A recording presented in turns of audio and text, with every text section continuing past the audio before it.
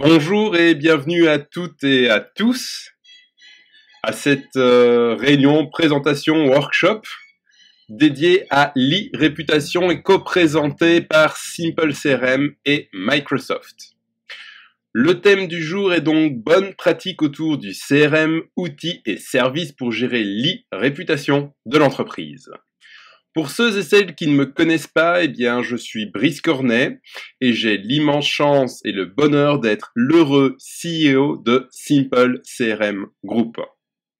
Alors, je me présente aujourd'hui devant vous avec une double casquette. Tout d'abord, éditeur d'un logiciel CRM qui, bien entendu, permet de gérer votre e-réputation, mais également comme premier auteur francophone qui a écrit des ouvrages dédiés à l'e-management, qui étudie et bien entendu approfondit l'e-réputation. Pour ceux et celles que ces slides intéressent, qui aimeraient aller plus loin également par la suite, vous pourrez vous rendre sur le site http://crm-pour-pme.fr/réputation.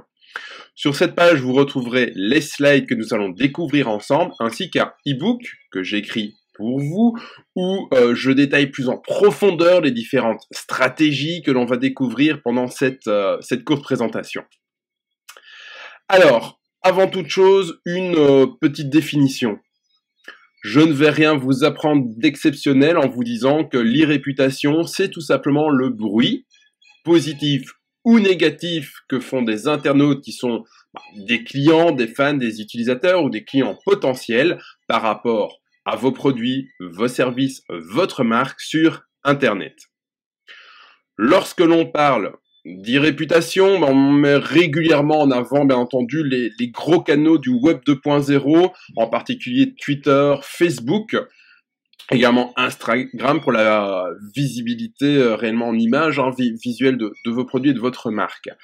Gardez tout de même à l'esprit que très souvent, l'e-réputation naît sur les blogs. Car un blog, bien entendu, permet d'exprimer d'une façon plus profonde le ressenti par rapport à votre produit, votre marque. Il est évident que les 140 caractères de Twitter ne permettent pas vraiment d'approfondir le sujet. Alors, l'e-réputation, eh bien, nous allons aborder la question via 3 points importants. Tout d'abord, comment la mesurer, ensuite, comment la renforcer, et puis quels outils utiliser. Alors, pour les outils, je vais principalement,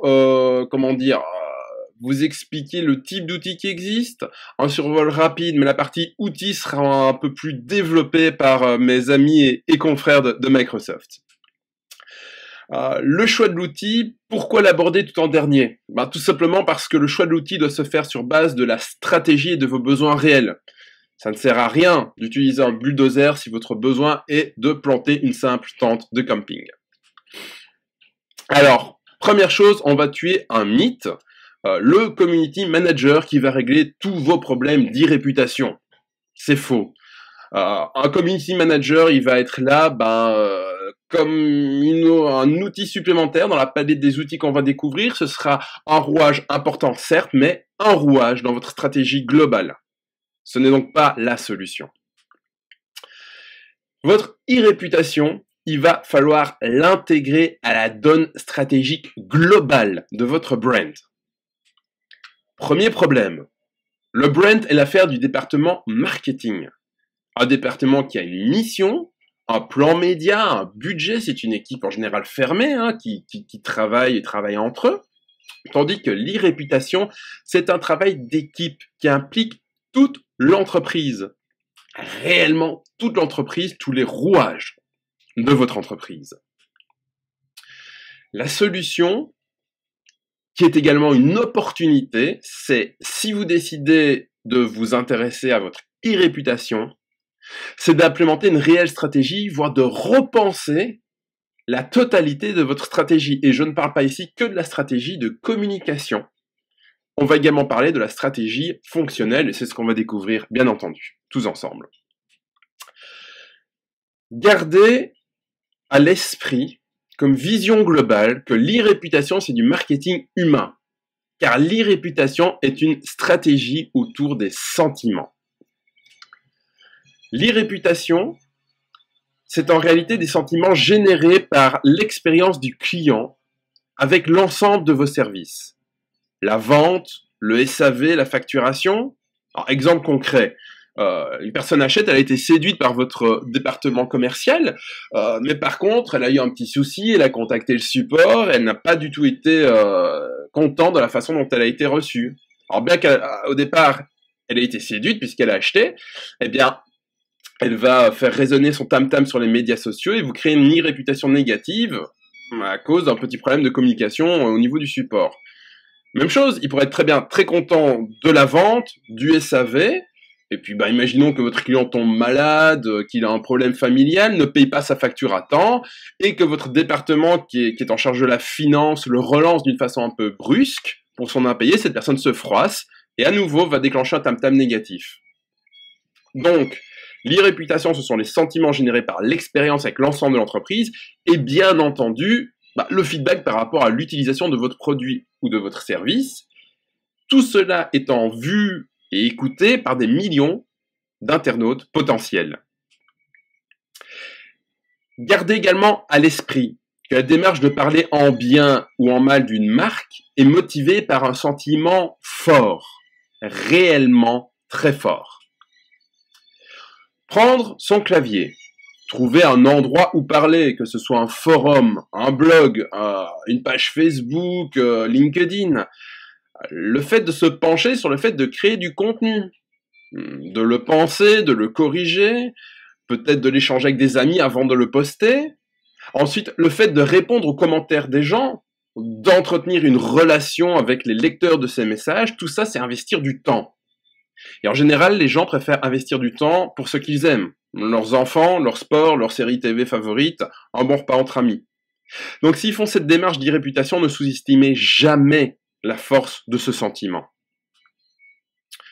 Gardez également un autre facteur important à l'esprit. C'est qu'un client qui appelle votre hotline pour un problème, ce sont deux intervenants. Le client et la hotline. Par contre, lorsqu'il va communiquer par exemple sur Twitter, ce sont des millions de personnes qui vont assister en direct à cet échange.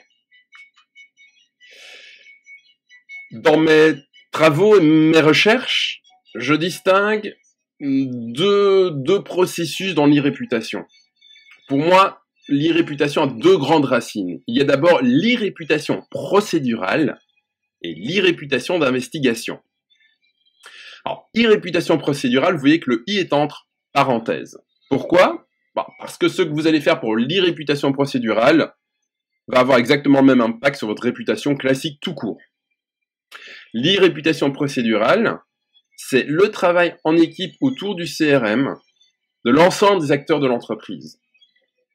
L'e-réputation d'investigation, c'est le traquage, la recherche des ressentis produits via des outils dédiés qui communiquent ou non, tout dépend de l'outil, avec le CRM. Creusons d'abord l'aspect de l'e-réputation procédurale. L'e-réputation procédurale, c'est l'occasion d'un petit peu reconfigurer votre outil CRM autour d'un mantra très simple, que je définis comme suit, c'est qu'il faut traiter vos clients comme vous aimeriez que l'on vous traite.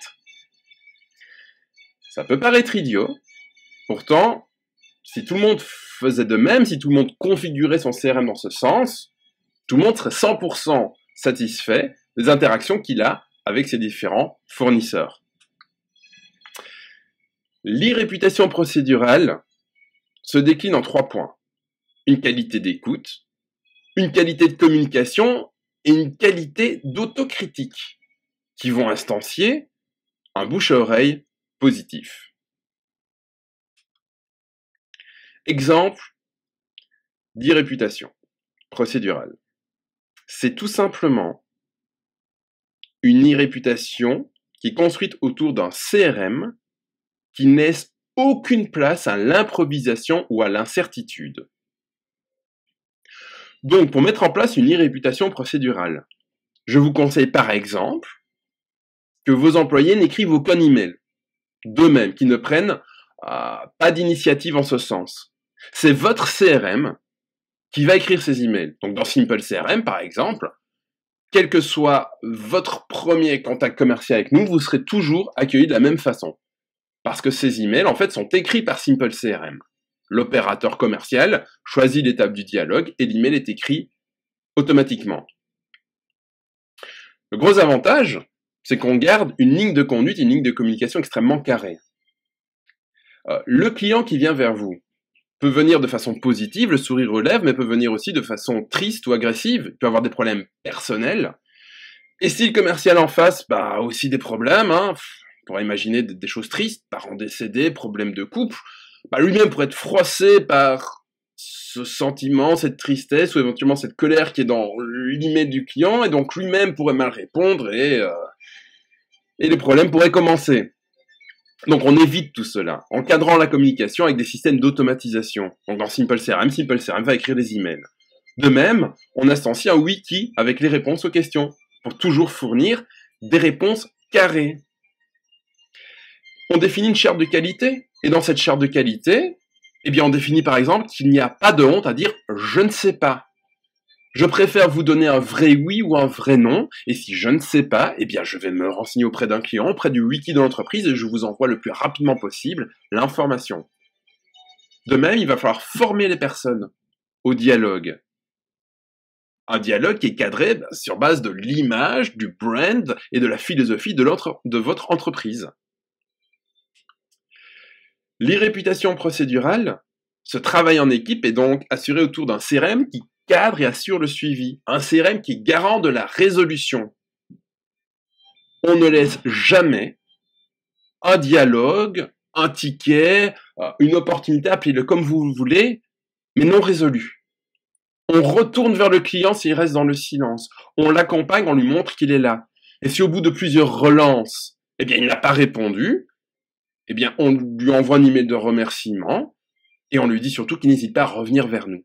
Et tous ces emails, bien entendu, sont écrits par le CRM. Des exemples de configuration procédurale. La qualité du premier contact. Est-ce que, par exemple, vos emails sont préformatés? Est-ce que vous avez veillé à ce qu'il n'y ait pas de bruit en arrière-plan, un peu comme ici au salon? Est-ce que vous entendez des gens crier, un peu de la musique au loin, etc. C'est pas très professionnel, bien entendu, lorsqu'on est au téléphone. Est-ce que vous avez prévu des emails de remerciement? Remercier quelqu'un après un rendez-vous, c'est quelque chose d'important. La qualité du suivi. Est-ce que vous avez défini un processus, un workflow de suivi complet?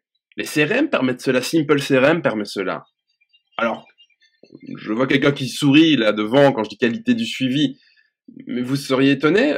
Nous, par exemple, nous avons notre stand ici, le stand Simple CRM à l'emplacement F40.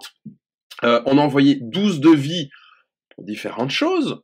Sur 12 demandes de devis, on n'a eu que 8 réponses. Sur les 8 réponses, un seul fournisseur nous a relancé. Il existe des problèmes de suivi, il ne faut pas se voiler la face et dire que tout va bien. De mon point de vue, c'est décider d'aller droit dans le mur. Il faut savoir se remettre en question, souvenez-vous, dans les qualités importantes, l'écoute, la remise en question. La volonté de garder un client. Est-ce que vous leur transmettez cette volonté? La volonté de garder un client, c'est souvent la volonté d'apprendre de ses erreurs. Voilà, un client vous pointe quelque chose qui ne va pas dans votre organisation. Stockez donc cela dans le CRM, car un responsable, remontez l'information par un responsable si nécessaire, et si vous changez les processus de l'entreprise, communiquez vers le client. Dites-lui, merci, nous avons amélioré notre entreprise, notre organisation grâce à vous. Ceci va réellement marquer la volonté de garder le client. Si vous faites des sondages d'avis, ne faites pas, s'il vous plaît, des mailings en grande quantité. Non, contactez les gens, dialoguez. Axez-vous sur l'humain, puisque c'est ce qu'est l'e-réputation, un marketing axé sur l'humain. Alors, maintenant, on va passer à l'e-réputation d'investigation. L'e-réputation d'investigation, c'est tout simplement considérer le web 2.0 comme un canal. Juste un canal supplémentaire que vous allez traiter comme le reste. Lorsque vous avez une plainte client par téléphone, vous saisissez sa plainte. Lorsque vous avez dans votre CRM, lorsque vous avez une plainte qui arrive par le chat du site internet, vous le stockez dans le CRM. Lorsque vous avez une plainte qui arrive par email, vous le stockez dans le CRM. Lorsque vous avez une plainte ou un ressenti par le web 2.0, il faut le stocker dans le CRM. En fait, Le Web 2.0, c'est un canal comme les autres. Sauf qu'il faut trouver les plaintes. On passe donc d'un modèle réactif à un modèle proactif. L'autre grande différence, c'est qu'il n'y a pas que des plaintes négatives, il y a aussi des plaintes positives, des retours positifs. Et là intervient beaucoup le community manager, ce fameux petit rouage qu'on a évoqué tout au début, ce community manager qui va mettre en avant les réussites, les bonheurs, les clients heureux. Il faut mettre en avant ses clients, et ça, c'est le boulot du community manager. Bref, tous ces avis positifs et négatifs, eh bien, il faut les entrer, parce qu'on va pas rentrer que les négatifs, on va rentrer également les positifs dans le CRM comme un ticket de support habituel pour capitaliser et mesurer ces petits plus et ces petits moins, ces différents ressentis. Alors, l'e-réputation d'investigation, elle va se baser sur des outils.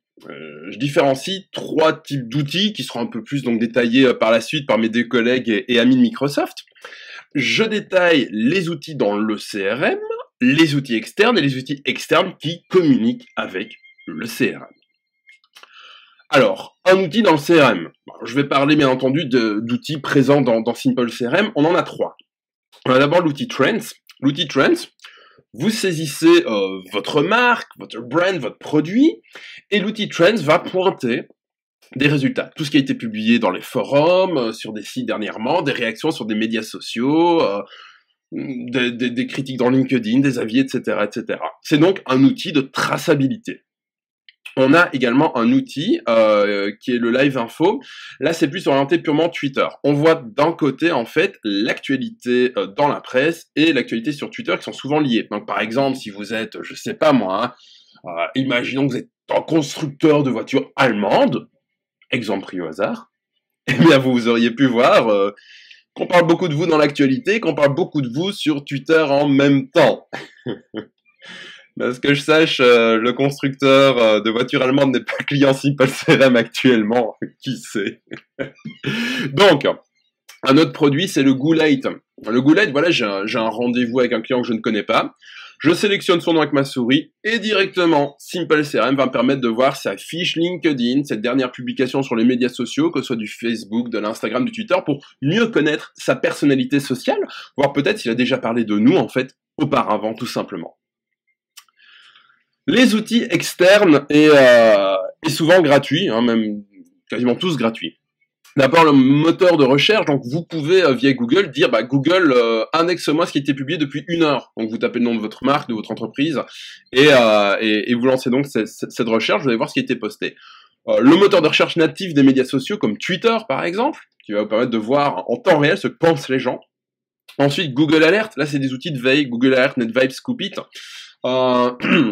Vous définissez en fait un ou plusieurs mots-clés et ils vont retrouver toutes les dernières publications sur les médias sociaux, les forums, les sites internet, etc. par rapport à vos différents mots-clés.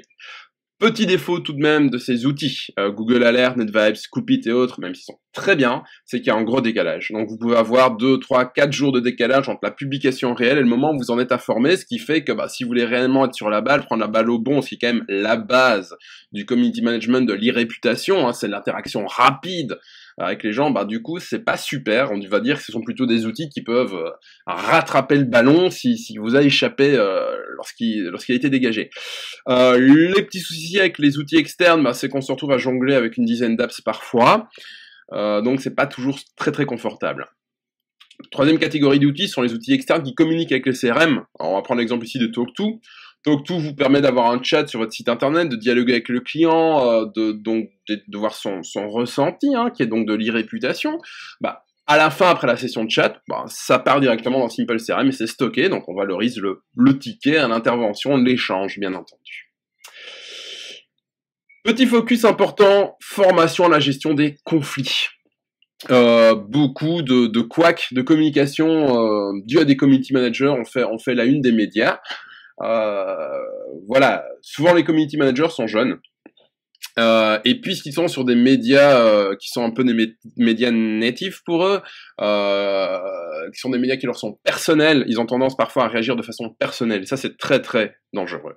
Attention donc au profil, attention à avoir des gens qui vont générer qui vont gérer et générer également votre e-réputation de façon cadrée, intelligente. il faut réellement les former, voir leur capacité de gérer le stress, ce genre de choses. Attention également à la culture des pays. On ne dialogue pas, réagit pas de la même façon en France, aux États-Unis par exemple. Un petit exemple, un petit peu exagéré, mais qui va vous permettre de mieux saisir les choses. Comparez Facebook à la vie réelle. Imaginez que vous êtes dans un parc avec un ami, vous lui montrez les photos de votre famille, de vos enfants, etc. Et à ce moment-là, il y a quelqu'un qui vient vous taper sur l'épaule et qui vous dit « Eh oh, eh oh, ah, regarde mon produit, il est génial. Eh oh, regarde mon produit, il est génial. » Bon, au mieux, vous l'envoyez balader, au pire, vous l'assommez, tout simplement. Aux États-Unis, ça dérangerait personne. Le Facebook américain est très différent du Facebook que l'on a ici en Europe. Il y a une publicité beaucoup plus intrusive, beaucoup plus forte. Donc, vous pouvez faire des choses différentes dans d'autres pays. Donc, attention à bien analyser la sensibilité et la culture des pays sur lesquels vous communiquez dans le cadre de votre e-réputation. Gardez donc toujours, si vous ne deviez retenir qu'une chose, gardez juste cela en tête, c'est que la stratégie d'e-réputation est basée sur les sentiments. Et que les sentiments, c'est ce qu'il y a de plus profond chez l'être humain. N'oubliez jamais cela. Alors souvenez-vous, on avait 3 questions au début de cet échange. L'e-réputation, comment la mesurer? Comment est-ce qu'on la mesure? Tout simplement grâce aux statistiques des tickets qui sont dans le CRM, pour ressenti positif ou négatif, et stockés donc dans le CRM. Excusez-moi, les cordes vocales qui lâchent en fin de présentation, ça arrive parfois.